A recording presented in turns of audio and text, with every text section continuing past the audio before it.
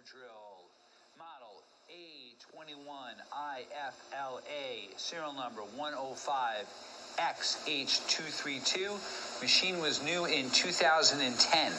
It has a Fanuc 31iA5 control, and we're gonna run it. Machine has a 24,000 RPM spindle, a 21 tool automatic tool changer, 33.5 by 16.1 inch table. This is the long bed machine with 27.5 inch travel. 5,000. We have the door open on the side so you can get a better look at it. 10,000 RPM.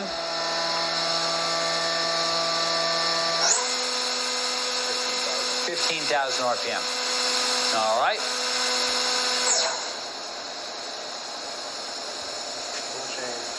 I'm gonna do a tool change.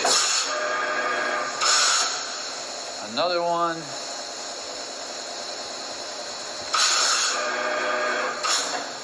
All right.